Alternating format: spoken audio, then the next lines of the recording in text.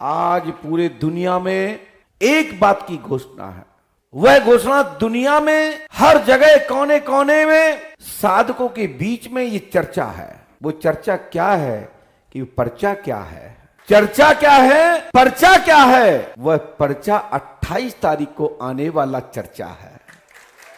अभी तक भारतवर्ष के नहीं पूरे दुनिया के लिखने वाले पर्चे सदमे में पड़े हैं, चर्चे के चर्चे में पड़े हैं। कौन जाएगा, कौन मरेगा, कौन फंसेगा, कौन उठेगा और क्या होगा, इसकी चर्चा है। इसका अनर्गल या इसका अर्थ गलत मत कर लेना। जब स्वयंवर होता है तो चर्चा होती है, जब परीक्षा होती है तो चर्चा होती है, जब वार्षिक परीक्षा होती है तो घर घर माताएं बहन अकलाती हैं कि बेटा टाइम पे पढ़ो, टाइम पे रिवीजन करो, अब तुम्हारी परीक्षा है।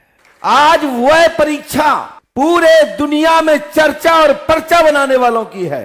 जो देखो बना रहा है पर्चा, हो रही है चर्चा। क्या है ये चर्चा? चर्चा यह है, वे ध्यान दें कि भगवान इतने फ्री नहीं है, शक्तियां इतनी फ्री नहीं है कि जो देखे बना ले पर्चा। इसके पीछे कुछ तो है जो चर्चा है। उसी चर्चा पर यहां सम्मेलन होने जा रहा है कि सत्य सनातन धर्म क्या है, शक्ति क्या है, भक्ति क्या है, क्या साधकों के अंदर होता है। जो भगवान का वह स्वरूप, वह दिव्य माया, वह दिव्य शक्तियां कैसे साधकों को प्राप्त होती है, उस पर यह पंडोकर सरकार में 28 तारीख, 28 अप्रैल को होने वाले सम्मेलन में पारिवारिक चर्चा में पर्चा बनने वाला है। पता तो लगे कि कितने लोग दुनिया में पर्चा बना रहे हैं, उसके पीछे उनके पास कुछ है भी या नहीं। चाहे वो पंडोकर सरकार हो या भारतवर्ष का कोई भी साधक हो, ये तो पंडोकर सरकार में चर्चा हो रही है। दम है तो अपने यहां भी करा के देखो, पता लग जाएगा कौन कौन किसके अखाड़े में आता है। मैंने तो लंगोट पहन रखा है, लेकिन ये पर्चे को खराब नहीं होने देंगे।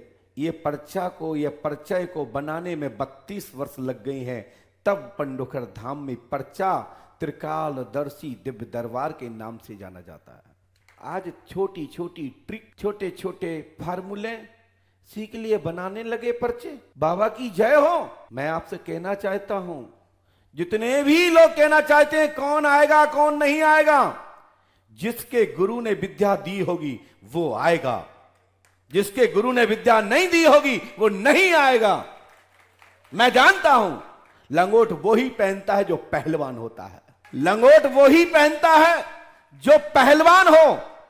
लंगोट हर कोई नहीं पहनते, लंगोट पहनने वाला ही लंगोट पहनता है, उसे पहलवान कहते हैं। मैं कहना चाहता हूं कि जिसके गुरु ने दी होगी विद्या, जिसके गुरु ने दी होगी शक्ति, तो पंडोकर धाम की भूमि पर जरूर 28 तारीख को आएगा। अन्यथा यह निश्चित है, दुनिया ये निश्चित जान ले कि पर्चे में कुछ तो दाल में कुछ काला है। पंडोकर सरकार दरबार पर्चा बनाता है, बना रहा है, बनाता रहूंगा जब तक परम पूज्यपाद सदगुरुदेव भगवान श्री हाथीवान महाराज ने गले में सांस दी है, जिब्या दी है, 2 हाथ दिए हैं, आंख दी है, तो पर्चा गुरु शरण पुनः लिखेगा, जब चाहो तहां लिखेगा। यही नहीं कि परीक्षा ले रहा हूं, परीक्षा दूंगा भी। नहीं हो बताने में समर्थ, कोई बात नहीं, आप हमसे पूछिएगा, मैं बताने के लिए तैयार हूं।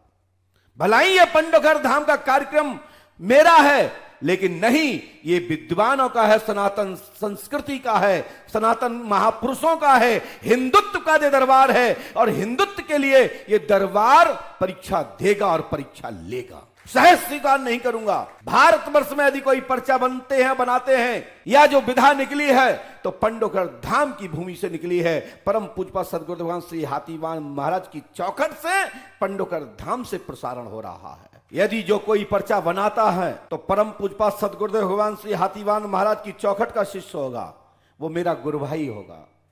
छोटा होगा, बड़ा होगा, मैं प्रणाम करता हूं, गले लगाता हूं, और जहां भी ये विद्या होगी, ये ब्रह्म विद्या होगी, वो मेरा ही भाई होगा।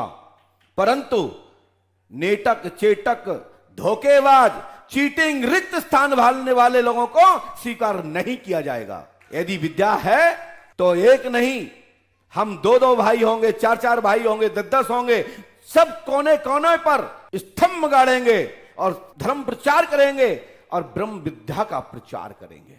मैं ये नहीं कहना चाहता कि ये विद्या नहीं है, ये ब्रह्म विद्या नहीं है। ये ब्रह्म विद्या जब से है तब हम भी नहीं पैदा हुए थे। आदि अनादि काल से ये ब्रह्म विद्या के दम पर ही सनातन स्थापित है। ब्रह्म विद्या के ताकत पर ही हमारे धर्म प्रचारक, ग्रंथाचार, भाष्य करने वाले, कथावाचक, व्यास आचार्य समय समय पर विद्यार्थियों को पढ़ाते हैं और समय समय पर विद्यार्थी से भी परीक्षा लेते हैं और समय समय पर अपनी परीक्षा विद्यार्थी को भी देते हैं, जिससे आज सनातन स्थापित है, आज हमारी संस्कृति स्थापित है, आज हमारी ब्रह्म विद्या का प्रचार प्रसार पूरे दुनिया में है। आज कथाओं के नाम पर, भागवत के नाम पर लाखों करोड़ों रुपए खर्च लोग करते हैं, यही विश्वास पे तो करते हैं कि हम पैसा खर्च करेंगे हमारी पूर्वजों को मुक्ति होगी। यह बात सत्य है। कथा हो तो मुक्ति निश्चित है, कथा के नाम पर कुछ और हो तो मुक्ति नहीं, भूत के भूत तय हैं। यदि पितरों को मुक्ति चाहते हैं तो कथा से ही मुक्ति प्राप्त होती है। भूत योनि से किसी को मुक्ति दिलाना है तो कथा से ही मुक्ति प्राप्त होती है। पुराण शास्त्रों, यज्ञों, अनुष्ठानों में आने जाने पर वहां के प्रक्षेत्र में रहकर ही साधना, जप, तप, अनुष्ठान से आपके पूर्वज पितर संतुष्ट होते हैं और बाहरी आत्माओं का, प्रेत आत्माओं का पलायन हो जाता है। और जो तुम्हारे पूर्वज भूत योनि में हैं, मुक्ति चाहते हैं तो कथा वार्ता से उनकी मुक्ति हो जाती है। श्री पंडोखर सरकार त्रिकालदर्शी दिव्य दरबार यह कहना चाहता है कि पंडोखर धाम में 11 लाख रुपए का पुरस्कार, 1.25 किलो चांदी का मुकुट किसी को नीचे दिखाने के लिए नहीं है। हमें तो मात्र यह देखना है कि हमारे भाई लोग अभी कितने लोग हैं, जरूरत पड़े तो कौन कौन मेरे साथ खड़ा होगा, कौन कौन धर्म प्रचार के स्तंभ का झंडा को साथ पकड़ कर देगा। बस मैं यह देखना चाहता हूं। मुझे किसी कम्युनिस्ट या किसी भी दुष्ट प्रचारकों को की जरूरत नहीं है। हमें बाहरी व्यक्ति से कोई जरूरत नहीं है। मुझे अपने सनातनियों, महापुरुषों, गुरुजनों, विद्यार्थियों आदि जो इस विद्या के साक्षी हैं या उनके पास कृपा है, मैं उनको देखना चाहता हूं कि यह ब्रह्म विद्या स्थापित कितनी % है। आवश्यकता लगेगी, कोई महापुरुष आएगा, योगी आएगा, गुरु आएगा तो मैं खुद भी प्रणाम करूंगा और आशीर्वाद की कामना करूंगा। जहां आवश्यकता पड़ेगी कि हमारा कोई छोटा भाई है, उनके पास कोई कमी है, तो ये भाई अवश्य कुछ सहयोग करेगा, कुछ विद्या का मार्गदर्शन करेगा, जिससे धर्म प्रचार और तेजी से बढ़े, ब्रह्म विद्या का बहुत तेजी से प्रकाश हो। ऐसी इच्छा से यह मैंने आयोजन, सम्मेलन और ये दरबार रखा है, जिसमें पर्चा त्रिकालिक होने की, 3 कालों की जानने की, भूत भविष्य वर्तमान जानने की, दूरगामी कोई भी बिंदु को पकड़ने की क्षमता किसी के पास है तो मैं उनको देख करके अपने आप को संतुष्ट होना चाहता हूं कि आज हमने 32 वर्ष इसमें बिताए हैं, तो ऐसा तो नहीं कि हमने अपने स्वार्थ में अंधविश्वास को बढ़ावा दिया हो। हम चाहते हैं कि इस विद्या का और प्रचार हो। आवश्यकता पड़ेगी तो मैं अवश्य ही इस विद्या का प्रचार प्रसार के लिए, इस विद्या के द्वारा जन समाज का कल्याण करने के लिए यह शक्ति अवश्य प्रदान करने का सूत्र एवं रास्ता का मार्गदर्शन दूंगा। आवश्यकता पड़ेगी, कहीं मेरे लिए भी जरूरत हो तो मैं वो प्रसाद को वो महापुरुष से ग्रहण भी करूंगा। मेरा इसमें कोई अहंकार नहीं। आज चारों तरफ से एक दूसरे की टांग खींचते चले जा रहे हैं।